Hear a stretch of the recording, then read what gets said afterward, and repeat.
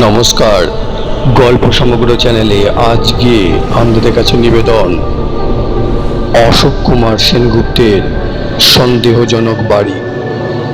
শুরু হচ্ছে বর্ষণমুখর দিনে ভূতের গল্প সন্দেহজনক বাড়ি।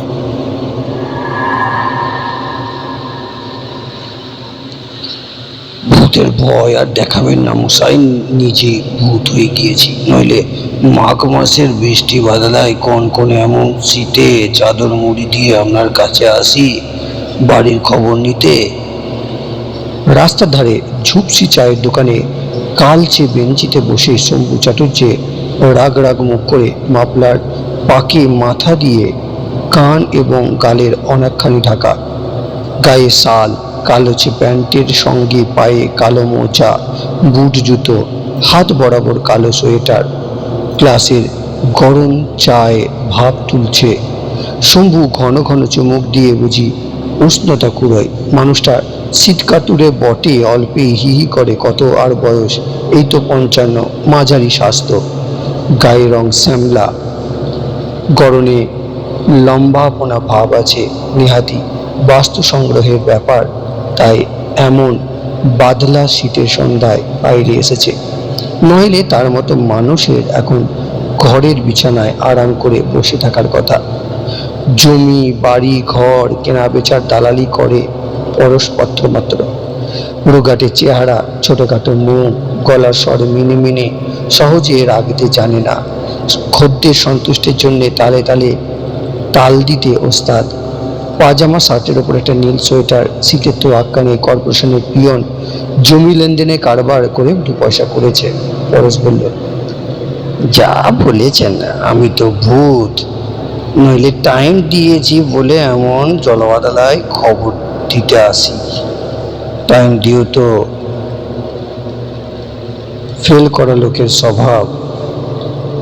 সে না হয় বুঝলাম, কিন্তু এটাকে খবর বলছেন কি করে? আমার তো মনে হচ্ছে খবরের অপমান এসে বলছেন। পুরনো বাড়ি, 4 খানা রুম, বারান্দা, রান্নাঘর, খানিকটা বাগানও আছে। তবে তবে কিন্তু ভূতের। 2বার বলেছেন, আর রিপিটের দরকার নেই। আহা হা হা, আপনার কাছে তো গোপন করতে পারি না। মালিক তো ভূত নেই বাস করেন, বড় বাড়ি তো আর নয়। যথার্থই বলেছেন। মানিক চক্রবর্তী একা থাকার মতো আছেই বাকে। একটা মেয়ে ছিল, দার্জিলিং বেড়াতে গিয়ে মেয়ে জামাই অ্যাক্সিডেন্টে মারা যায়। তাহলে মানিক চক্রবর্তী বড় সম্পত্তি ভোগ করার কেউ নেই বলছেন? ঠিক ধরেছেন। বিক্রি করে ভদ্রলোক ভারত ভ্রমণ করে বেড়াবেন। যা খুশি করুন, উনি নিজের ভূতের কথা বলেছেন নিজেই। পরেশপত্র বলল, কি যে বলেন, উনি কেন বলবেন?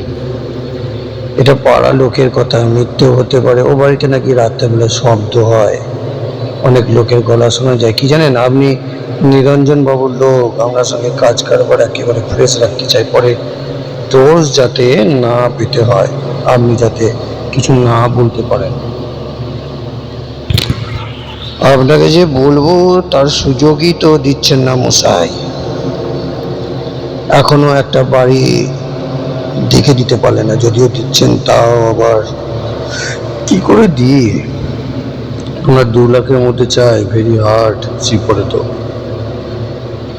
শম্ভু চাটুর্যে বাক্য শেষ করে দেয়।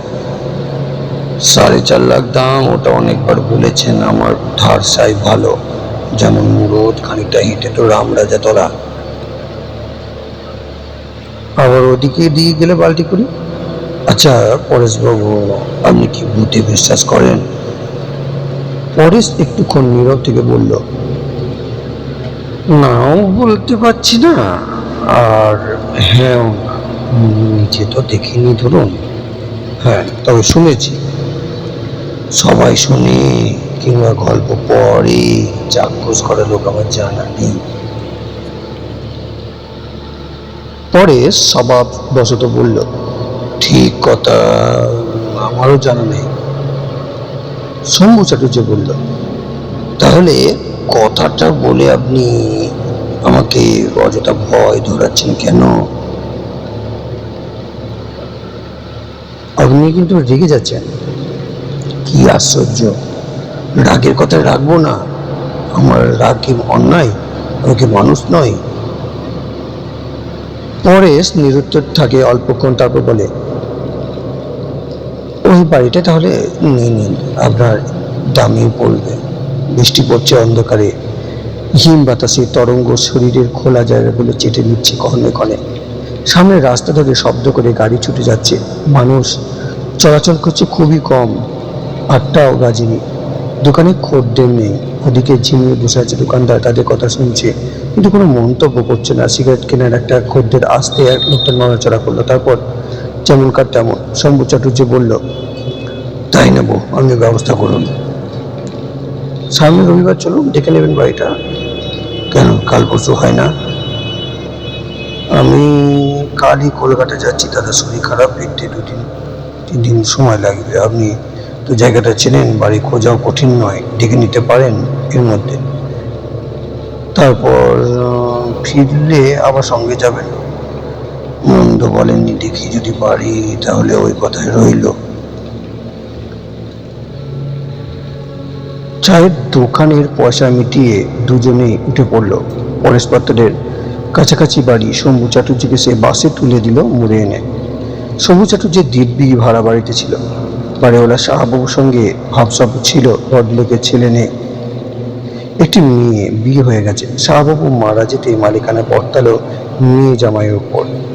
জামাইয়ের ব্যবহারের কোনো সুবিধার নয়, তাকে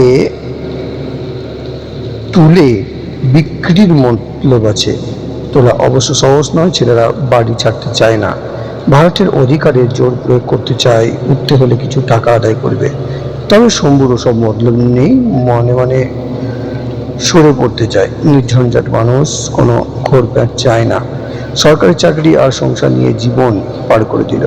বড় ছেলে প্রদীপ এখনো চাকরি পায়নি, বিএ পাস করে শর্ট হ্যান্ড টাইপরাইটিং শিখে চেষ্টা চালাচ্ছে। ছোট অতি সায়েন্স নিয়ে পড়ছে। সামনে ঘরে সামনে বাড়ি পার্ট 2 পরীক্ষা। শম্ভুর আর বছর 3 চাকরি, শহরেই থাকতে হবে।